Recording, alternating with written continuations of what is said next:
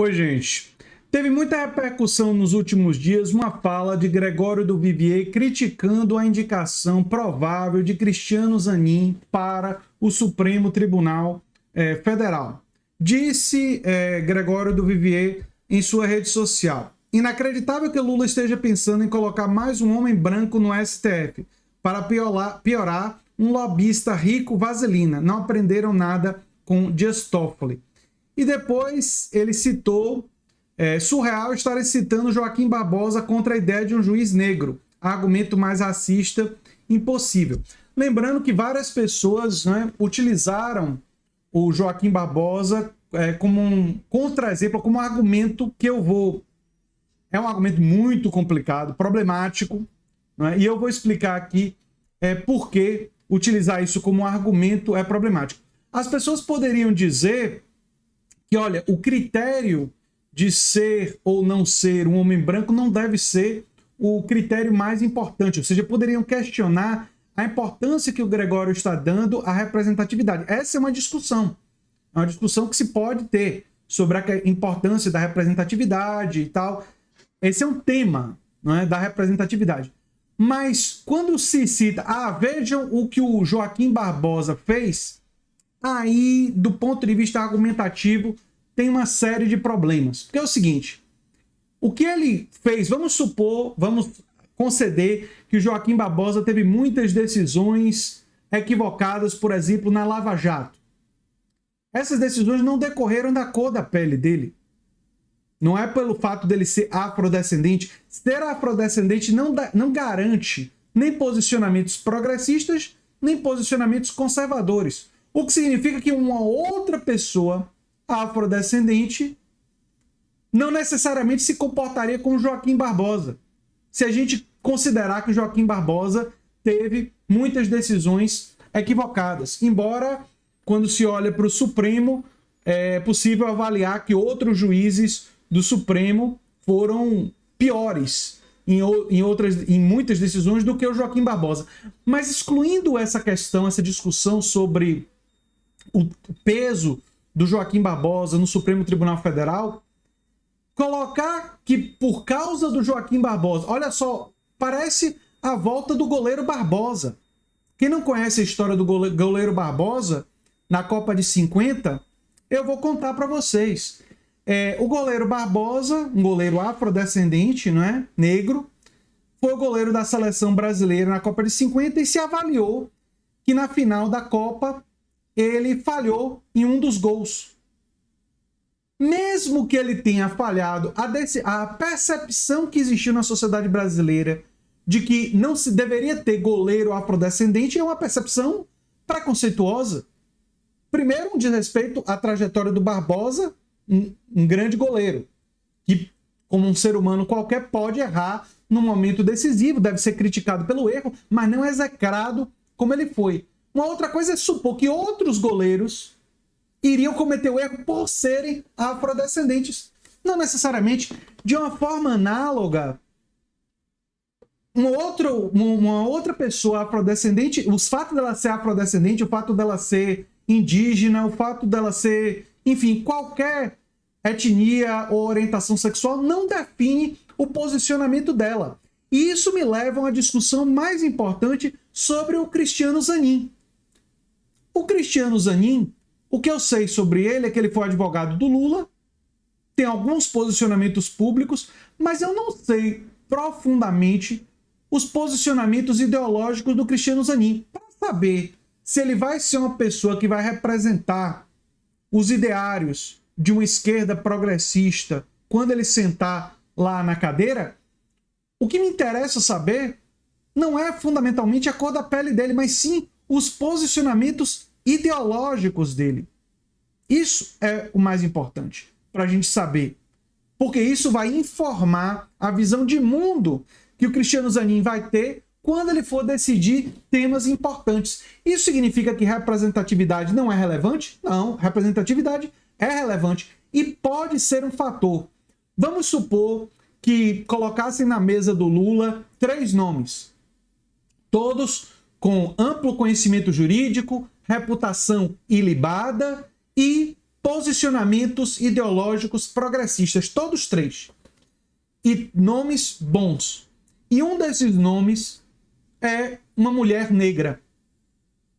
Eu gostaria que Lula escolhesse a mulher negra, tendo em vista que todos três têm conhecimento jurídico amplo, todos três têm reputação ilibada e todos três representam ideologicamente o nosso campo. Nesse caso, a representatividade seria um fator a ser levado em conta. Não deve, a meu ver, ser o fator mais importante, mas também não deve ser um fator que você considera que não significa nada. Tem um certo valor, porque a experiência das pessoas é informada por sua experiência pessoal, não é? Sua experiência de vida. E por isso faz sentido pessoas com diferentes históricos de vida ter uma representatividade em espaços importantes, como no Supremo Tribunal Federal, embora eu não alavancaria esse como o fator mais importante. Agora, usar o Joaquim Barbosa é extrema como exemplo de que não deve se indicar uma pessoa afrodescendente, é extremamente problemático, para dizer o mínimo. E tem uma dimensão, obviamente, preconceituosa. Porque, primeiro, as decisões, eventualmente, do Joaquim Barbosa, que a gente pode não concordar, ele não realizou essas decisões por ser afrodescendente, essa não é a causa das decisões.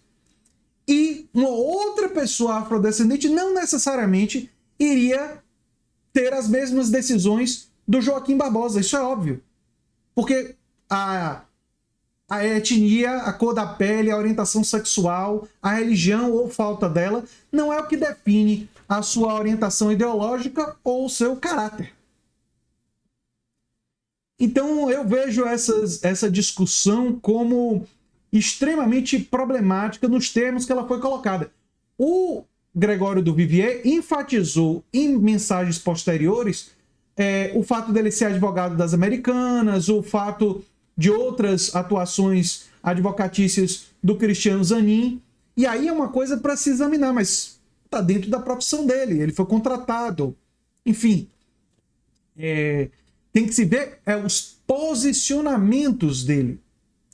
Tem um caso nos Estados Unidos muito interessante que faz a gente pensar sobre isso. Nos Estados Unidos, os conservadores indicaram o Clarence Thomas para a Suprema Corte e colocaram aqueles que só pensavam na dimensão da representação em parafuso lá nos Estados Unidos.